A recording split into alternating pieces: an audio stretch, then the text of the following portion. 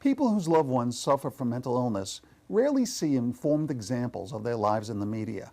So it was rewarding when a local chapter of the National Alliance on Mental Illness, or NAMI, saw Next to Normal, a Broadway musical about a family's journey through mental illness. Love, I know, you know. Make up your mind that you're strong enough. Make up your mind, let the truth be revealed. Admit what you've lost and live with the cost. At times it does hurt to be healed. Catch me, I'm falling. In our first session you told me I'm falling. That talking through your history faster than anyone should. Catch me, I'm falling. It feels like it's about someone else. Please hear me calling. Make it about you. Catch me, I'm falling for good. I saw Next to Normal, the second preview, and it was, you know, obviously so emotionally wrenching and so true and so real, and I thought just spoke so much to the experience of many of our members that I said, darn it, we've got to get a group together to see it, and wouldn't it be interesting to talk to the cast and get a little sense about their response and the cast's response. So we did it. Tom and I both, for a long time, have had people in our lives, and some people, mutual friends and loved ones of ours who have struggled with bipolar and similar mental illnesses. And so when we first came up with the idea for the show, and the more we got into it, I think the more we really wanted to explore what their experience was and honor their struggle, I think.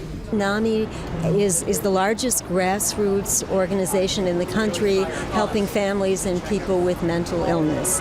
And there are something like 54 chapters in New York State alone. It just brought home so many feelings for me, and I also think that the sibling was a very, very important, and you got that right on too, which is so much a piece that is often very missed, you know, what goes on with the sibling. So that, for me also, it's phenomenal. Everybody comes at it with their own lens, and that's the beautiful thing about this show, I think.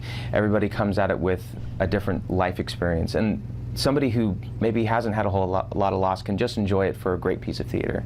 I think we've all been touched in some way by mental illness and bipolar disorder, whether we know someone or we've experienced it on our own. I do feel that people look at the subject matter of this show and the story, and they wonder if it's really an entertaining evening. And I think it is. I think it's a transporting evening, especially with the talent that we have, the actors and the musicians, and the amazing design and the amazing direction. It's not usual to find a show like this on Broadway. A lot of people have had courage to put it on, and if people feel like it's doing something different, something that's welcomed, something that gives them an experience that they haven't had in the theater, then that's a great thing. I was crying throughout the whole play, from the very beginning to almost the end. I know it's a job for you, and I know that you've been doing it for a long time now, but when you first did your part, did it fester up any emotion in you?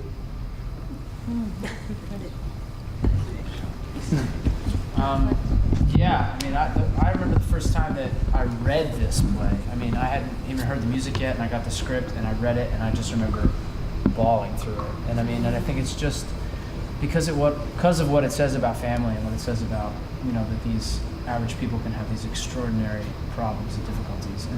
And then when I, you know, got the part, and I remember the first reading, I think we all just like cried and cried and cried. And I mean, it's still, I mean, and that's the other thing about what we were saying before. I mean, this is a different show than other kind of shows because it doesn't, the material never feels old to me, and it never feels like you're laboring through it, because like in the back of our minds, we know that this is such an important story to get across. When the DVD came out, just had a blurb in which they described this as an anti-psychiatry play. I was so struck by that, and I just thought, whoa, gee, I certainly didn't feel that way, and I just want to throw that out to people here. I think that people bring to a show like this an awful lot of their own personal baggage, and when something like this, you can see what you want to see. Most characters you play, you can research and kind of get the emotional truth of the character. This is a little bit different. You have to have some sort of intellectual truth behind what you're saying. Luckily, the writers went to great lengths to make sure that the script was medically correct. I've been really gratified to hear from a lot of medical professionals and in particular the portrayal of the doctor, to Lewis's great credit, both doctors, but especially the second doctor, is not only truthful but also admirable. I have a son who has a mental illness. He doesn't have bipolar, he has schizophrenia, but this affects, it makes sense to me too, and I think it's wonderful that you made it a normal, everyday type of family, because it's a sickness that hits everybody.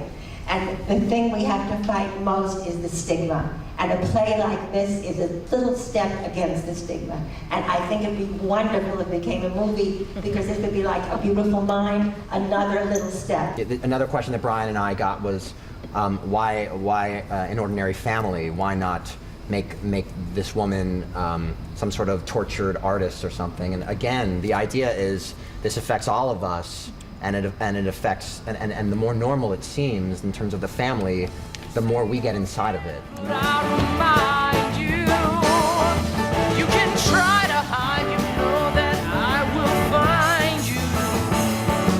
'Cause if you won't grieve me, you won't leave me behind.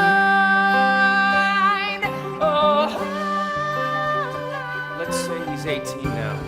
Isn't that when kids move out? Isn't it time to let him go? No, no, no, I'm alive, I am so alive. If you climb on my back, then we both can fly. If you try to deny me, I'll never die. I'm alive, so alive. I'm alive, yeah, yeah. I'm alive, I'm alive. I'm alive, I'm alive. For more information on NAMI in Nassau and New York, call area code 516-694-7327. In Suffolk, call 631-728-3082.